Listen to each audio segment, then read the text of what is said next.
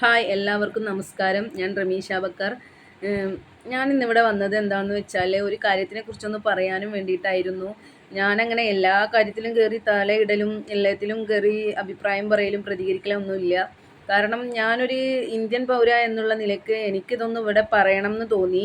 എനിക്ക് പറയണം എന്ന് തോന്നുന്നതേ ഞാൻ പറയാറുള്ളൂ. അത് ഞാൻ ഫേസ്ബുക്കിലായാലും യൂട്യൂബിലായാലും ഞാൻ അങ്ങനെ പറയാറുള്ളൂ. അപ്പം ഇത് ഞാനിവിടെ പറയുന്നത് എന്താണെന്ന് വെച്ചാൽ ഞാൻ ഇന്ന് ഇത് പറയാൻ തന്നെ കാരണമുണ്ട്. ഞാനിപ്പോൾ ഒരു വാർത്ത കേൾക്കാനിടയുണ്ടായി. ഞാൻ മലപ്പുറം ജില്ലയിലാണ്. എൻ്റെ ജില്ലയിൽ തന്നെ വൈലത്തൂരി എന്നുള്ള സ്ഥലത്ത് ഒരു അമ്മയെ ഒരു ഉമ്മ മുസ്ലിമാണെന്ന് തോന്നുന്നു. ഒരു ഉമ്മയെ മകന് ഗ്യാസ് സിലിണ്ടർ കൊണ്ട് തലക്കടിച്ചു കൊന്നു.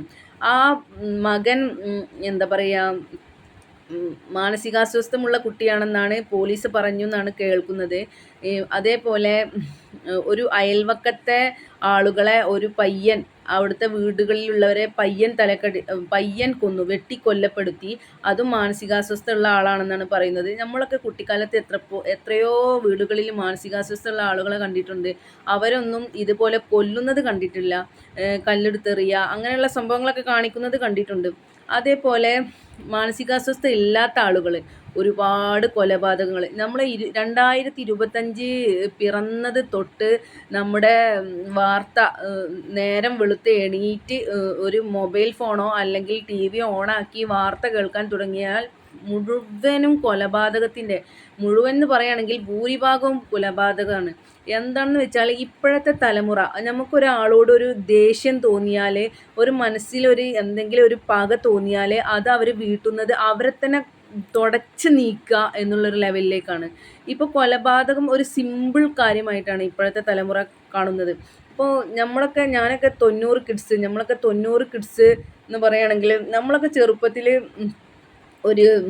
ഞാനൊക്കെ സ്കൂളിലേക്ക് പോകുമ്പം തെരുവ് നായ്ക്കളെ കൊന്ന വലിയ കാക്കമാർ തെരുവ് നായ്ക്കളെ ഓടിച്ച് കൊന്നിട്ട് അതിനെ വലിച്ചു കൊണ്ടുപോയ ഒരു രംഗം ഞാൻ കണ്ടിട്ടുണ്ടായിരുന്നു. ഞങ്ങളൊക്കെ മനസ്സിൽ ഭയങ്കരമായിട്ട് വിഷമിച്ച ഒരു സംഭവമായിരുന്നത് കുട്ടിക്കാലത്ത്.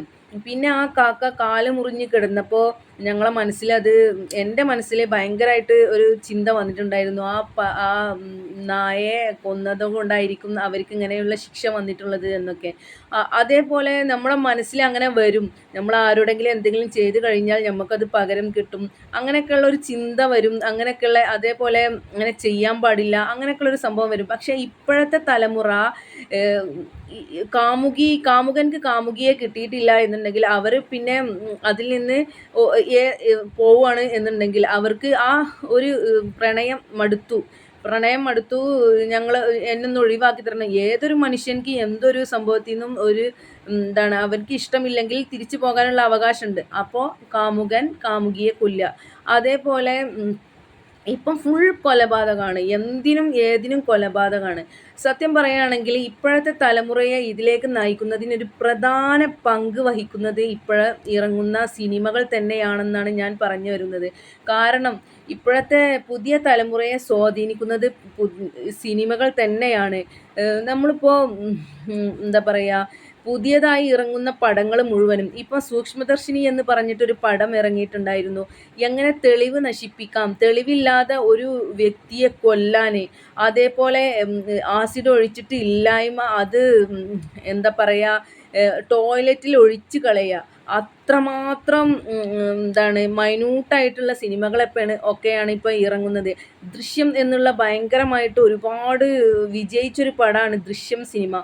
ആ സിനിമ ഇറങ്ങിയതിന് ശേഷം എത്രയോ ആളുകൾ അതിൻ്റെ മോഡലായിട്ട് കൊലപാതകം ചെയ്തിട്ടുണ്ട്. ആ സിനിമ 2, 3, 4, 5 പ്രാവശ്യം കണ്ടിട്ട് അതേപോലെ കൊലപാതകം നടത്തിയ ആളുകളൊക്കെ ഉണ്ട്. അപ്പോൾ ഇപ്പം നമ്മുടെ ഇപ്പോഴത്തെ പുതിയ തലമുറക്ക് ഈ ഒരു സിനിമ ഭയങ്കരമായിട്ടൊരു എന്താ പറയുക, സ്വാധീനിക്കുന്നുണ്ട് എന്നാണ് പറയുക. സിനിമ എന്ന് വെച്ചാൽ ഒരു വിനോദമാണ്, ശരിയാണ്. വിനോദത്തിൽ പലതും ഉണ്ടാവും, അതൊക്കെ ശരിയാണ്. പക്ഷേ എന്നും ജനങ്ങളെ സ്വാധീനിക്കുന്ന ഒരു മേഖല തന്നെയാണ് സിനിമ. പിന്നെ മറ്റൊരു കാര്യം പറയാനുണ്ടെങ്കിൽ സീരിയലിന് ഒരുപാട് ആളുകൾ പരിഹസിച്ചിട്ടും വിമർശിച്ചിട്ടൊക്കെ വരലുണ്ട്. പക്ഷേ സീരിയലിൽ നമ്മൾ അധികം കാണുന്നത് ഈ എന്താ പറയുക, കൊലപാതകങ്ങൾ ഉണ്ടാവാറുണ്ട്. മരുന്ന് കലക്കി കൊടുക്കുക, അതേപോലെ ഗ്യാസ് തുറന്നിടുക, ക്ലീശേ അതൊക്കെ നമ്മൾ പണ്ട് മുതലേ കണ്ട് അത് അങ്ങോട്ട് തിരിച്ചിടുക, അത് ഇങ്ങോട്ട് തിരിച്ചിടുക, കഥ അങ്ങോട്ട് മാറ്റുക, അതൊക്കെ തന്നെയാണ് സീരിയൽ എന്നും ഇന്നും അതേപോലെ തന്നെ. പക്ഷേ സിനിമ എന്ന് പറഞ്ഞാൽ വ്യത്യസ്തമായ രീതിയിൽ കൊലപാതകത്തിലേക്ക് നയിക്കുന്ന ഒരു സംഭവമാണ്. ഇപ്പം ഇറങ്ങുന്നത് മുഴുവനും ഞങ്ങൾ 90 കിഡ്സൊക്കെ എന്ന് പറയുകയാണെങ്കിൽ ഒരുപാട് പ്രണയത്തിൻ്റെ സ്റ്റോറി, അതേപോലെ കുടുംബത്തിൻ്റെ കഥകൾ, അതേപോലുള്ള ഒരുപാട് കഥകളുള്ള സിനിമകളാണ് ഇപ്പം. അതേപോലെ റൗഡി, തല്ലാനും കൊത്താനും ഒക്കെ പോകുന്ന, വെട്ടാനൊക്കെ പോകുന്ന റൗഡികളെ, ഗുണ്ടകളെ പ്രോത്സാഹിപ്പിക്കുന്ന സിനിമകൾ. ഇപ്പോൾ ഫഹദ് ഫാസിലിൻ്റെ ഒരു പടം ഇറങ്ങിയിരുന്നു. അതേപോലെയുള്ള സിനിമകളൊക്കെ യുവാക്കളെ ഹരം കൊള്ളിക്കുകയാണ് ഇതിനുള്ള അവരുടെ ഒരു ഉദ്ദേശമായിരിക്കാം. തിയേറ്ററിലൊക്കെ പോയി കാണുമ്പം അതിനൊരു പഞ്ച് വേണ്ടേ, സിനിമ കാണുമ്പോൾ ഒരു പഞ്ച് വേണം, ഓക്കെ ഫൈറ്റ് വേണം, എല്ലാം വേണം. പക്ഷേ അതൊരു സമൂഹത്തിന് എന്തെങ്കിലും ഒരു മെസ്സേജ് നൽകുന്ന ഒരു പടങ്ങൾ ഇറങ്ങുകയാണെങ്കിൽ അത് നല്ലതാണെന്ന് കൂടെയാണ് എനിക്ക് പറയാനുള്ളത്. കാരണം അത് ബന്ധപ്പെട്ട അധികൃതരാണെങ്കിലും സർട്ടിഫിക്കറ്റ് കൊടുക്കുന്നതാണെങ്കിലും അത് ആദ്യം ഒന്ന് 2-3 പ്രാവശ്യം കണ്ടിട്ട് ഇതിൽ നിന്ന് ഒരു മെസ്സേജ് ഉണ്ടോ എന്ന് കൂടി നോക്കിയിട്ടാണ് അവർക്ക് അത് ചെയ്യണം എന്നാണ്, സർട്ടിഫിക്കറ്റൊക്കെ കൊടുക്കണം എന്നാണ്. അതേപോലെ തന്നെ സമൂഹവും അത് ഒന്ന് അതിൽ നമ്മളിപ്പം സിനിമ വിജയിപ്പിക്കുന്നുണ്ടെങ്കിലും അങ്ങനെയൊക്കെ ഒന്ന് കാണണം എന്നുള്ളൊരു ചിന്ത എൻ്റെ മനസ്സിലേക്ക് വന്നിട്ടുണ്ടായിരുന്നു. അതാണ് ഞാനിപ്പോൾ ഇവിടെ ഈ ഒരു കാര്യം വന്ന് പറയാൻ തന്നെ കാരണം.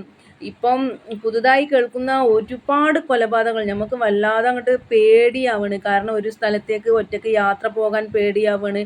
ഗർഭിണിയെ വരെ ട്രെയിനിൽ നിന്ന് എന്താണ് പറയുക, ചവിട്ടിയിട്ട് കൊല്ലുന്ന അങ്ങനെയൊക്കെയുള്ള സംഭവങ്ങൾ. പിന്നെ ട്രെയിനിൽ യാത്ര ചെയ്യുക, ബസ്സിൽ യാത്ര ചെയ്യുക, അതേപോലെ വീട്ടിൽ തന്നെ ഇരിക്കാൻ പേടിയാവണം. മകൻ അമ്മയെ കൊല്ലുക, ഇവരൊക്കെ മനസ്സ് എപ്പോഴാണ് മാറുക എന്ന് പറയാൻ പറ്റില്ല. നമുക്ക് വഴക്ക് പറയാനൊന്നും പേടിയാണ്. കാരണം മക്കളെ വഴക്ക് പറയാനോ ചീത്ത പറയാനോ പേടിയാണ്. ഒന്നാമത്തേത് ലഹരിയുടെ ഉപയോഗം, അതും ലഹരി പ്രൊമോട്ട് ചെയ്യുന്ന സിനിമകളും ഒരുപാടുണ്ട്.